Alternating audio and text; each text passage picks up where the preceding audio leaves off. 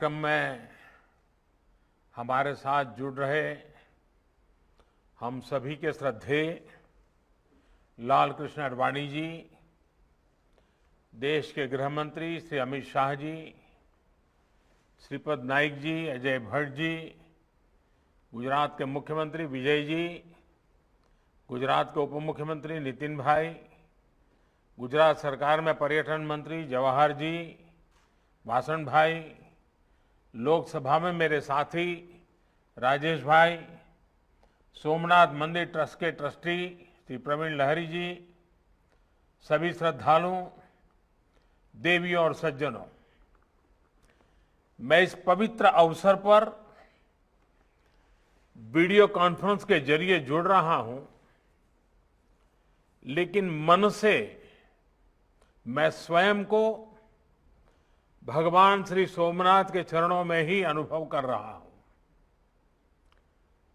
मेरा सौभाग्य है कि सोमनाथ मंदिर ट्रस्ट के अध्यक्ष के रूप में मुझे इस पुण्य स्थान की सेवा का अवसर मिलता रहा है। आज एक बार फिर हम सब इस पवित्र तीर्थ के कायाकल्प के साक्षी बन रहे हैं। आज मुझे समुद्र दर्शन पथ, सोमनाथ प्रदर्शन गैलरी और जीर्णोद्धार के बाद नए स्वरूप में जूना सोमनाथ मंदिर के लोकार्पण का सौभाग्य मिला है। साथ ही आज पार्वती माता मंदिर का शिलान्यास भी हुआ है। इतना पुनीत संयोग और साथ में सावन का पवित्र महीना, मैं मानता हूं ये हम सबके लिए भगवान सोमनाथ जी के आशीर्वाद की ही सिद्धि है। मैं इस अवसर पर आप सभी को, ट्रस्ट के सभी सदस्यों को और देश विदेश में भगवान सोमनाथ जी के करोड़ों भक्तों को बधाई देता हूं। 2014 में देश ने इसी तरह तीर्थ स्थानों के विकास के लिए प्रसाद स्कीम की भी घोषणा की थी। इस योजना के तहत देश में करीब करीब 40 बड़े तीर्थ स्थानों को विकसित किया जा रहा है, जिनमें 15 प्रोजेक्ट्स का काम पूरा भी कर लिया गया है। गुजरात में भी 100 करोड़ से ज्यादा के 3 प्रोजेक्ट्स पर प्रसाद योजना के तहत काम चल रहा है। गुजरात में सोमनाथ और दूसरे टूरिस्ट स्पॉट्स और शहरों को भी आपस में जोड़ने के लिए कनेक्टिविटी पर विशेष ध्यान दिया जा रहा है। कोशिश ये कि जब पर्यटक एक जगह दर्शन करने आए तो दूसरे पर्यटक स्थलों तक भी जाएं। इसी तरह देश भर में 19 आइकॉनिक टूरिस्ट डेस्टिनेशन की पहचान कर आज उन्हें विकसित किया जा रहा है। ये सभी प्रोजेक्ट्स हमारी टूरिस्ट इंडस्ट्री को आने वाले समय में एक नई ऊर्जा देंगे। साथियों, पर्यटन के जरिए आज देश सामान्य मानवी को न केवल जोड़ रहा है, बल्कि खुद भी आगे बढ़ रहा है। इसी का परिणाम है कि 2013 में देश travel and tourism competitiveness index में जहां 65 स्थान पर था, 65th, वहीं 2019 में 34 स्थान पर आ गया, 34th।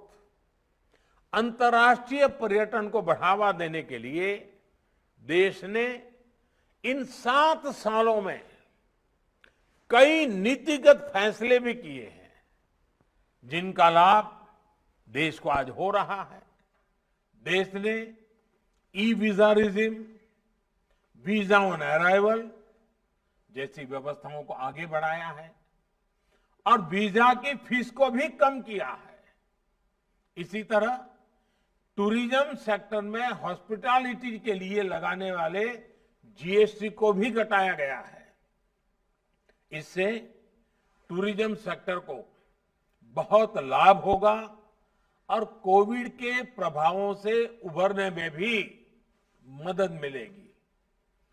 कई फैसले पर्यटकों के इंटरेस्ट को ध्यान में रखकर भी किए गए हैं, जैसे कि कई पर्यटक जब आते हैं तो उनका उत्साह एडवेंचर को लेकर भी होता है। इसे ध्यान में रखते हुए देश ने 120 माउंटेन पीक्स को भी ट्रैकिंग के लिए खोला है। पर्यटकों को नई जगह पर असुविधा ना हो, नई जगहों की पूरी जानकारी मिले, इसके लिए भी प्रोग्राम चलाकर गाइड्स को ट्रेन किया जा रहा है। इससे बड़ी संख्या में रोजगार के अवसर भी बन रहे हैं। साथियों, हमारे देश की परंपराएं हमें कठिन समय से निकलकर तकलीफ को भूलकर आगे बढ़ने की प्रेरणा देती है। हमने देखा भी है, कोरोना के इस समय में पर्यटन लोगों के लिए उम्मीद की किरण है। इसलिए हमें अपने पर्यटन के स्वभाव और संस्कृति को लगातार विस्तार देना है, आगे बढ़ाना है और खुद भी आगे बढ़ना है। लेकिन साथ ही हमें ये भी ध्यान रखना है कि हम जरूरी सावधानियां, जरूरी बचाव का पूरा ख्याल रखें। मुझे विश्वास है इसी भावना के साथ देश आगे बढ़ता रहेगा और हमारी परंपराएं, हमारा गौरव आधुनिक भारत के निर्माण में हमें दिशा देती रहेगी। भगवान सोमनाथ का हम पर आशीर्वाद बना रहे।